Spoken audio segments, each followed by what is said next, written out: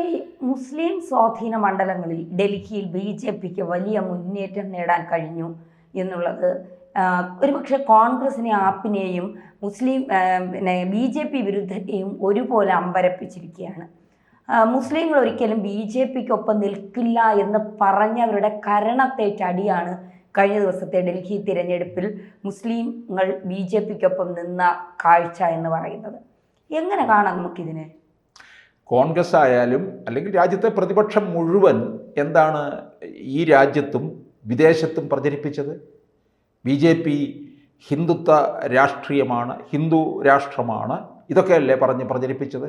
ഇവിടെ ന്യൂനപക്ഷത്തിന് ജീവിക്കാൻ പറ്റില്ല, അവരുടെ സ്വൈര്യമില്ല അവരുടെ ജീവിതത്തിന് എന്നൊക്കെയല്ലേ അമിത്ഷായുടെ നേരെയും നരേന്ദ്രമോദിയുടെയും നേരെ കൊമ്പ് കോർത്ത് വന്നല്ലോ. ഇപ്പം ലോകം മുഴുവൻ തിരിച്ചറിഞ്ഞില്ലേ? ഇപ്പോൾ നടന്നുകൊണ്ടിരിക്കുന്ന കുംഭമേളയിൽ ഇസ്ലാമിക രാഷ്ട്രങ്ങളിൽ നിന്ന് പോലും പല പ്രഗത്ഭരും ഇവിടെ എത്തി. അത് ചോദിക്കും, ഞാൻ അവിടെ പോയി നിന്ന് കണ്ടോ? പത്രവാർത്തകൾ വെറുതെ അല്ലല്ലോ, പത്രവാർത്തകളിൽ ചിത്രം സഹിതമല്ലേ വരുന്നത്.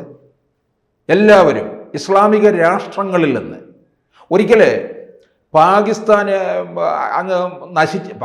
നശിച്ചുകൊണ്ടേ ഇരിക്കുകയാണ്. അവിടെ പുതിയ ഏത് രാജ്യത്തും പുതിയ തലമുറ എന്ന് പറഞ്ഞാൽ അവരങ്ങ് മറിയുകയാണ്. കാരണം അവർക്ക് ലോകം മുഴുവൻ ഇങ്ങനെ പറന്ന് നടക്കണം. ലോകം കൈക്കുമ്പിളിലാണിപ്പോൾ. അങ്ങനെയുള്ളിടത്ത് എന്തിനാണ് മതിൽക്കെട്ടും വിവേചനവും എന്നൊക്കെ അവർ ചോദിക്കുന്നുണ്ട് പുതിയ തലമുറ.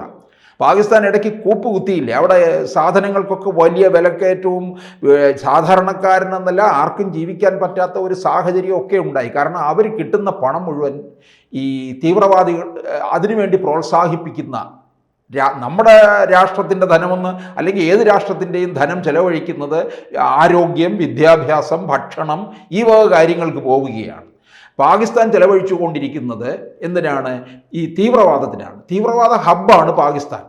അങ്ങനെ രാജ്യം അങ്ങനെ കുത്തനെ അധപ്പതിച്ചു കൊണ്ടിരുന്ന സമയത്താണ് അവിടുത്തെ ചില ചെറുപ്പക്കാർ ചേർന്നൊരു ഫേസ്ബുക്ക് പോസ്റ്റ് ഇട്ടത് സമൂഹ മാധ്യമങ്ങളിൽ വന്നതാണ്. നരേന്ദ്രമോദിയെ വിളിക്കുന്നു, ഞങ്ങളുടെ രാജ്യത്തെ രക്ഷിക്കൂ എന്ന് പറഞ്ഞ്. നോക്കണേ, അങ്ങനെ വിളിക്കണമെന്നുണ്ടെങ്കിൽ ഈ രാജ്യത്തുണ്ടായിക്കൊണ്ടിരിക്കുന്ന നേട്ടങ്ങളെ ആ ചെറുപ്പക്കാർ മനസ്സിലാക്കുന്നു എന്നുള്ളതിൻ്റെ തെളിവാണ്. അതും നമ്മളോട് ഊണിലും ഉറക്കത്തിലും ശത്രുത വെച്ച് പുലർത്തുന്ന, കൊടിയ ശത്രുത വെച്ച് പുലർത്തുന്ന പാകിസ്ഥാനിൽ നിന്നുള്ള യുവാക്കളാണ് ആ പോസ്റ്റ് ഇട്ടിരിക്കുന്നത്. അപ്പോൾ എത്രത്തോളം അവർ നമ്മളെ മനസ്സിലാക്കുന്നുണ്ട് എന്നാണ് തെളിയുന്നത്. ഇതുപോലെ ഈ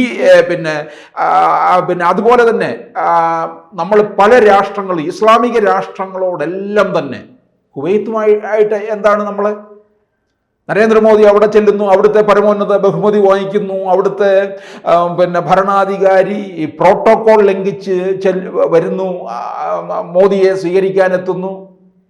അപ്പോൾ ഇത്രയും വലിയ സൗഹൃദത്തോട് കൂടി പോവുകയാണ്. ഇത് നമ്മുടെ രാജ്യത്തുള്ള ഈ മുസ്ലിം ജനത തിരിച്ചറിഞ്ഞു. അല്ലെങ്കിൽ അതുപോലെ തന്നെ ക്രൈസ്തവരും തിരിച്ചറിഞ്ഞു. നമ്മൾ അമേരിക്കയും ആയിട്ടുള്ള ഒരു വലിയ സൗഹൃദം ഇതൊക്കെ മനസ്സിലാകുന്നുണ്ട്. ഈ സൗഹൃദം എന്നൊക്കെ പറയുന്നത് ആ നയതന്ത്ര ബന്ധവും വിപുലപ്പെടുത്തുകയും നമ്മുടെ വ്യാപാരം മെച്ചപ്പെടുത്തുകയും ഒക്കെ ചെയ്യുകയാണ്. പിന്നെ കേരളത്തിലുള്ളവർക്ക് ഇത് കാണുമ്പോൾ വലിയ ബുദ്ധിമുട്ടാണ്. കാരണം ഇസ്ലാമിക രാഷ്ട്രങ്ങൾ നരേന്ദ്രമോദിയെ വണങ്ങുന്നു എന്നൊക്കെ പറയുമ്പോൾ ഇവിടുന്ന് കുറച്ച് MP-മാരുണ്ടല്ലോ, റഹീം, ജോൺ ബ്രിട്ടാസ്, അവിടെ പോയി കിടന്ന് കുരയ്ക്കും. കാര്യം മനസ്സിലാക്കിയിട്ടാണോ? റഹീമിന് പിന്നെ വെളിവെന്ന് പറയുന്ന ഒരു സാധനമുള്ള ആളല്ല. ഉറക്കത്തിൽ നിന്ന് ചാടി എഴുന്നേറ്റാണ് രാജ്യസഭയിൽ നിന്ന് പ്രസംഗിക്കുന്നത്. ഇംഗ്ലീഷിലൊക്കെ ആണ് പ്രസംഗിച്ച് തട്ടുന്നത്. ഒരിക്കൽ നമ്മൾ വീഡിയോ കണ്ടതല്ലേ. തൊട്ടടുത്ത് അല്പം മയക്കത്തിലിരുന്ന് പോയ തമിഴ്നാട്ടിൽ നിന്നുള്ള ഒരു MP അങ്ങ് ഞെട്ടി എഴുന്നേൽക്കുകയാണ് ചെയ്തത്. അപ്പോൾ ഇവർക്ക് ആർക്കും തന്നെ അവർ ഉടനെ പറയുന്നത് എന്താണ്? ഫാസിസം, ഭരണകൂട ഭീകരത, വർഗീയത, ഇതൊക്കെയാണ് പറയുന്നത്. എന്നിട്ട് ഇവിടെ മോദിക്കെതിരെ ഇവിടെ നിയമസഭയിൽ പ്രമേയം പാസ്സാക്കുക, ഇതൊക്കെ ചെയ്യുന്നുണ്ട്. ഇത് ലോകത്ത് നടക്കുന്ന കാര്യങ്ങൾ മനസ്സിലാക്കുന്നില്ലല്ലോ. എന്തുകൊണ്ടാണ് രാജ്യതലസ്ഥാനത്ത് 11 ഇടങ്ങളിൽ ഏതാണ്ട് മിക്കവാറും ഇടങ്ങളിൽ മുസ്ലിം പ്രദേശം, ആ പ്രദേശത്തെ വോട്ട് എന്തുകൊണ്ട് BJP സമാഹരിച്ചു? എന്താണ് അരവിന്ദ് കെജ്രിവാൾ നരേന്ദ്രമോദിയുടെ ഹിന്ദുത്വ രാഷ്ട്രീയം എന്നൊക്കെ പറഞ്ഞ് പ്രചരിപ്പിച്ച് നോക്കിയതല്ലേ? നടന്നില്ലല്ലോ. ഇതുപോലെ കേരളത്തിലെ ക്രൈസ്തവരായാലും മുസ്ലിം സമുദായത്തിലുള്ളവരായാലും BJPയോടെ കൂറ് പുലർത്തുന്നുണ്ട്. ഇനി ഞാൻ മുമ്പ് പല വീഡിയോകളിലും പറഞ്ഞിട്ടുണ്ട്, ധന്യോട് തന്നെ ഞാനൊരു വീഡിയോയിൽ അത് പറഞ്ഞ കാര്യമാണ്. അതായത് കേരളത്തിൽ 2026 മുതൽ സംഭവിക്കാൻ പോകുന്ന വലിയൊരു മാറ്റം എന്ന് പറയുന്നത് വലിയ മാറ്റം തന്നെയായിരിക്കും, പ്രതിഭാസമായിരിക്കും രാഷ്ട്രീയത്തിൽ. അതായത് കോൺഗ്രസ് ഇവിടെ തകരാൻ പോവുകയാണ്. CPM ഇങ്ങനെ തട്ടിമുട്ടി കുറച്ചു കാലം കൂടെ പോകും. മുസ്ലിം ലീഗ് എന്ന് പറയുന്ന ഒരു പാർട്ടി ഇവിടെ നിൽക്കും. മുസ്ലിം ലീഗിനെ സംബന്ധിച്ചിടത്തോളം പറയുന്നത് എന്താണെന്ന് ചോദിച്ചാൽ, അവർ LDFിലേക്ക് പോയാലും അവർ UDFിലേക്ക് പോയാലും അവർക്കുള്ള ഒരു 10, 20, 25 സീറ്റിനകം അവർ മത്സരിക്കുന്ന ഇടത്ത് അവർ ജയിച്ചിരിക്കും, സേഫാണ്. അവരുടെ കാര്യങ്ങൾ നോക്കിയെടുക്കുന്നതിൽ അവർ സമർത്ഥരാണ്. അവർ മറ്റാരെ ഉപദ്രവിക്കാനൊന്നും വരുന്നില്ല. ഉമ്മൻചാണ്ടി സർക്കാരുടെ ഭരിച്ചുകൊണ്ടിരുന്ന സമയത്ത് അവർ 5ാം മന്ത്രി വേണമെന്ന് പറഞ്ഞു, 5ാം മന്ത്രി കൊടുത്തു, ലീഗിൻ്റെ മുമ്പിൽ വഴങ്ങി, മുസ്ലിങ്ങൾക്ക് വേണ്ടത് കൊടുത്തു. ആ മുസ്ലിങ്ങൾക്ക് അത്ര ഇത് കിട്ടുന്നു എന്ന് പറഞ്ഞാണ് ഇവിടുത്തെ മൂത്ത നായന്മാരെല്ലാം കൂടെ അങ്ങ് മാറിപ്പോയി, ക്രൈസ്തവർ മാറിപ്പോയി. പക്ഷെ ഇവരെ എല്ലാം തന്നെ നരേന്ദ്രമോദി ചേർത്ത് നിർത്തുന്നുണ്ട്. നരേന്ദ്രമോദി എന്ന് പറഞ്ഞാൽ BJP സർക്കാർ ചേർത്ത് നിർത്തുന്നുണ്ട്. ഇതിന്റെ പ്രതിഫലനം ഉണ്ടാകും. ലീഗിന് നാശം സംഭവിക്കില്ല. അവർ വളർന്നുകൊണ്ടേയിരിക്കും അവരുടെ പ്രദേശങ്ങളിൽ. അത് വരുമ്പോൾ കേരളത്തിൽ 2026 മുതൽ സ്പേസ് പിടിക്കാൻ പോകുന്നത് BJP ആണ്. 2026 ഭരണമങ്ങ് നേടിയെടുക്കത്തില്ല. അതിന് ഇവിടുത്തെ BJP നേതൃത്വം കൂടെ കുറച്ച് നന്നാകാനുണ്ട്. ഈ തമ്മിലടി പണ്ട് വോട്ട് കച്ചവടമായിരുന്നു, പിന്നെ അത് കഴിഞ്ഞ് വേറെ പണികളായി. പിന്നെ ഇപ്പം അങ്ങോട്ടും ഇങ്ങോട്ടും കണ്ണെടുത്താൽ കണ്ടുകൂടാത്തവരായി. അതൊക്കെ മാറിക്കഴിയുമ്പോഴത്തേന് ശരിയാകും.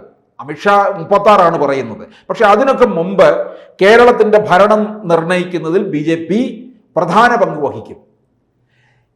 BJP ചിലപ്പോൾ ലീഗിനെയും കൂടെ ചേർത്ത് നിർത്തിയാലും കുറ്റം പറയാനൊന്നുമില്ല. ലീഗിന് തൊട്ടുകൂടായ്മയൊന്നും ഇല്ലല്ലോ. അവർ വർഗീയ പാർട്ടി അല്ല എന്ന് അവർ പറയുന്നുണ്ട്.